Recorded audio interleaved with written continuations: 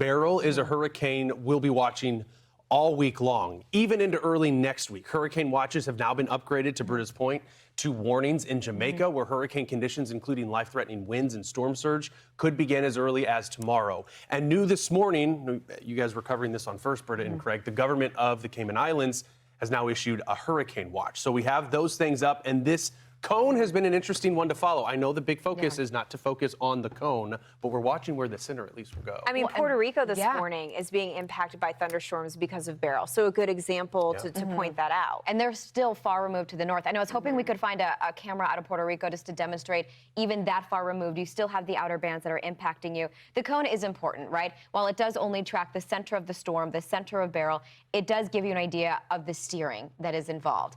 If we can go ahead and just kick it off there, right? There are a lot of concerns as it continues off to the west-northwest. Jamaica, very close. And in terms of impacts, could very likely be taking on some of the worst of it, but that would be tomorrow. Puerto Rico, as you mentioned, Britta, right there on radar, you can see some of the storms, especially on the southern facing part of the island. And when you look at the outer rain band here, so Puerto Rico itself, kind of light to moderate rain, of course, an island that has topography at play, so that's going to change up where we see some heavy downpours.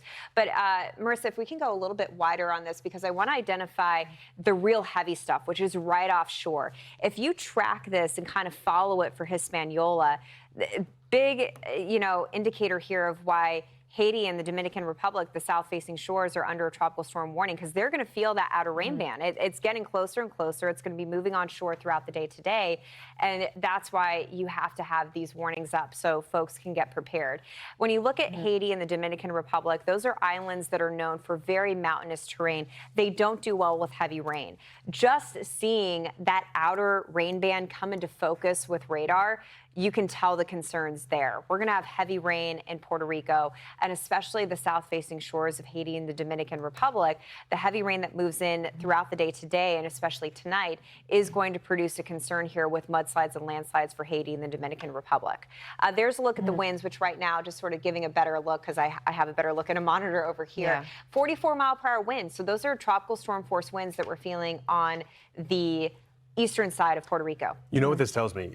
Beryl has expanded. It went through that first IWL replacement cycle. There's a chance that we'll see it go through again. But some of the recons, the recon at least most recently, and satellite imagery is indicating that Beryl is the eye still contracting. That eye is getting smaller, and we use the analogy all the time. You think of that figure skater. It is why at 8 o'clock we are still talking about, with that newest advisory, a hurricane that has exceeded expectations. The month of July, we now have our strongest hurricane for the month. And time after time again, the intensity is exceeding what the computer models are putting out. Right. That is a critical message for an island like Jamaica.